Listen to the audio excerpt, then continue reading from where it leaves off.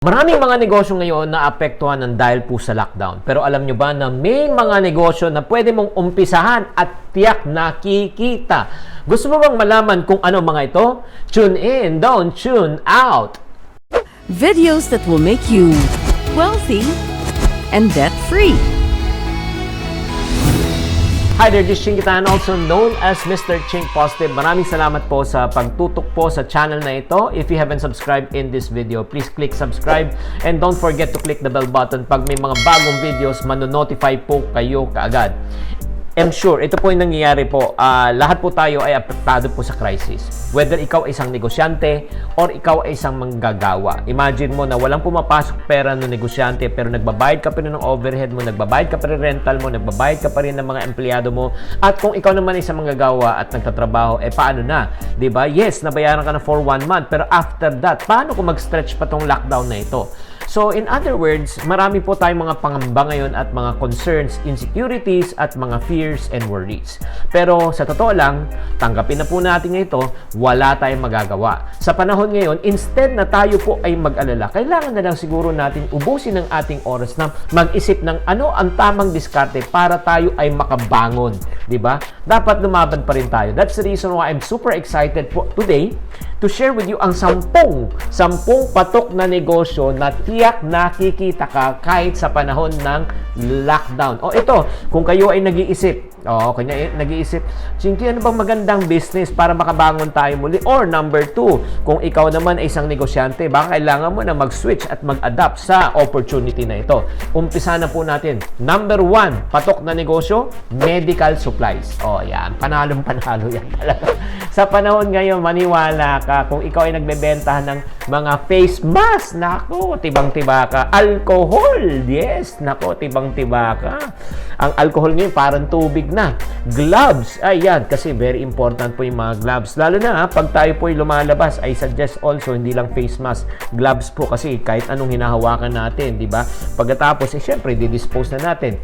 O, ito pa, isa pang na pwede nyong pag-isipan, lalo na kung meron kayong sewing machine sa bahay or let's say meron kayong factory ng mga damit na ngayon nakatenga na. Instead na mag-manufacture pa rin kayo ng damit, ang manufacturing nyo naman ay PPE, yung protective na equipment, 'di ba? Yung mga parang gown, lab gown, 'di ba? Facial mask. In other words, alam mo ngayon, business is booming in sa medical supplies. That's number 1.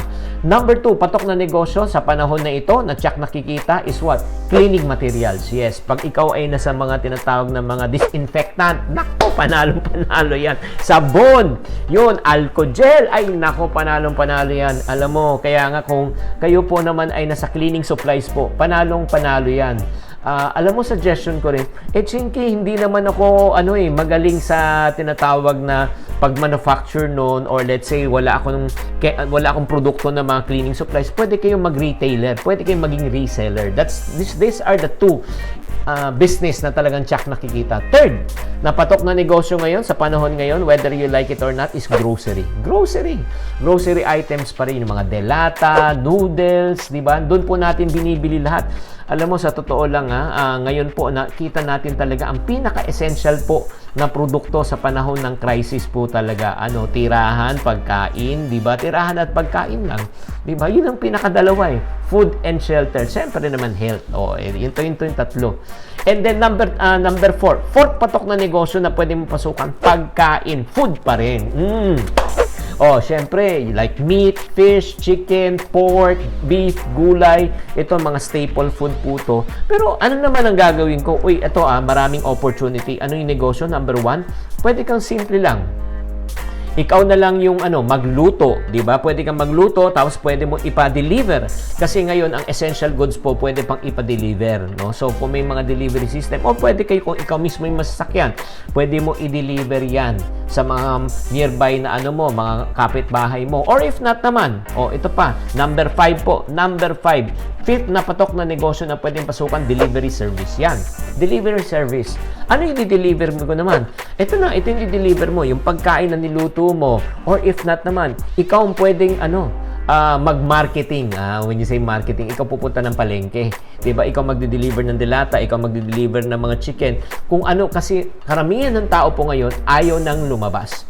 So, it's very important for you to look at the delivery service. Patok na negosyo po yan ngayon. Number 6 po. Number 6 na pwede mong pagkakitaan also, actually right now na negosyo is video conferencing. Video conferencing is one of the booming because siyempre, lahat po naka-quarantine, nasa bahay lang po. So, how do they communicate? Diba? Through tinatawag na video conferencing. Yung mga Zoom, yan, yung mga ganon. Maraming mga platform pong ginagamit po ngayon. Talagang kumikita po sila. Number 7 po na kumikita talaga super ngayon is online gaming. Online. Kasi karamihan ng kabataan, syempre top. Naka-trap sa bahay. Anong ginagawa? Panay gaming lang. Okay. Number 8 na maganda rin pagkakakitaan po ngayon is what we call as entertainment. O, yan. Siyempre, yung mga tinatawag natin ng mga Netflix, di ba? Nagigets nyo? Yung mga YouTube, yan. Marami na pong nanonood. Facebook, in order to entertain themselves and educate also themselves. Ito pa, isa pang negosyo na pwede natin talagang tignan po. Alam mo, isang yung tinatawag na remote doctor service. Yan, remote doctor services. Alam mo, especially ngayon, ang hirap po pumunta ngayon ng ospital. Iniiwasan po natin. Instead of yung may nagsabi nga may nagkwento po na isang doktora, kung hindi nyo na kailangan talaga pumunta ng ospital, huwag nyo na kailangan pumunta ng ospital. Kasi may mga iba nagpapacheck pa. Diba? Kung meron silang sakit. So di nag-check, negative, pero yung katabi mo umubo. Pag ubo, nakuha mo na yung yung sakit. So gets you. Kaya nga ang pinaka-safe talaga ngayon, yung remote. Anything that you can sell remote, doctor services, di ba? Ganun din naman sa totoo lang Tatanungin sa'yo ng doktor, ano ba nararamdaman mo? Di pwede naman Uy, alam mo, ganun din po kahit anong servisyo, hindi lang doctor services. Pwede rin actually yung like for example, tutoring, online tutoring, pwede. Legal services, pwede rin po, di ba? So, pwede rin pong online. Even if you are a attorney or you're a business consultant, pwedeng online din po. So, actually, ang dami po talagang opportunities talagang na manganganak. Grabe, during the time of lockdown. Patok na patok po to. Anything that you can deliver electronically. And then, number 10. 10 po na isang maganda pang negosyo na pwedeng pasukan at i-entertain po natin is technology. Like for example, streaming, telecommunication, di ba? Ang dami po kasi ngayon po kailangan po ng tao data. Yes, lalo na yung mga nagbebenta po ng data ngayon, mga load na yan, panalo po yan. At ito pa, isa pang pwede mong pagkakakitaan na technology based din is what we call as online services. Ang dami na rin po yung tinatawag na work from home setup. Well, most of us are forced already to work from home, di ba? Kasi, di ba, from traditional setup na dati pumupunta ka sa opisina, magta-travel ka ng 3 to 4 hours, magtatrabaho ka ng 8 hours, uuwi ka, ganun. Ngayon po, natanggal na po yan. Bakit po? Kasi nga, work from home na po ang setup. At marami pong kumikita na rin po sa work from home setup. And we have been doing it. FYI, ayoko naman ipagmalaki dahil maliit po ko. We have been doing this for the past 8 years. I have set up my entire system from home base talaga. I have 40 virtual assistant working under me right now. Kaya, ang importante po talaga, pwede rin kayong home base, maging virtual assistant na pwede kayong kumita by selling your services. Maging graphic designer ka, video editor ka, copywriter ka, pwedeng maging vlogger, pwede kang maging YouTube sensation. In other words, this is the time, friendship, ito lang po ito yung panahon na kailangan po natin huwag matakot. Ito yung panahon po na kailangan mag-isip po tayo ng ano pang magandang negosyo na ang pwede nating pasukan, pwede nating umpisahan. Habang ngayon pa, may time pa rin tayo. Huwag tayong ubusin natin yung oras sa sa pagpapanood ng mga news at pagbabasa ng mga news na talagang nakakatakot. So my friends, right now, my question to you is this, di ba? Gusto mo bang kumita ngayon? Yes. Gusto mo bang mag-umpisa ng negosyo ngayon? So ano pang hinihintay mo? Di ba? Ano pa bang hinihintay mo? Yun nga, sinasabi mo. Well, Chinky, gusto ko talaga magnegosyo pero wala talagang alam Hindi ko talaga alam kung paano mag-umpisa. Kung hindi mo alam paano mag-umpisa, this is the best time for you to learn. My friends, this is the time for us to adjust and adapt. Okay, always remember this. He who adapts soonest wins. Kung gusto maging winner, type the word called nego right now. If you like this video, please click like also in this video at pakishare na rin po tong video na ito. Don't forget to subscribe and click the bell button. This is Chinky Tan saying, to every problem, there's always a solution. If you're not part of the solution, you're part of the problem. Always. Think positive. Congratulations kay Chinky Tan.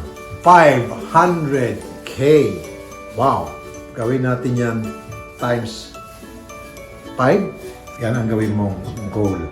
Kaya dapat marami pa mag-subscribe kay Chinky Tan. Click, subscribe. Thank you for watching. If you want to keep on growing and to stay inspired, subscribe and hit the bell button to get notified. Always think positive.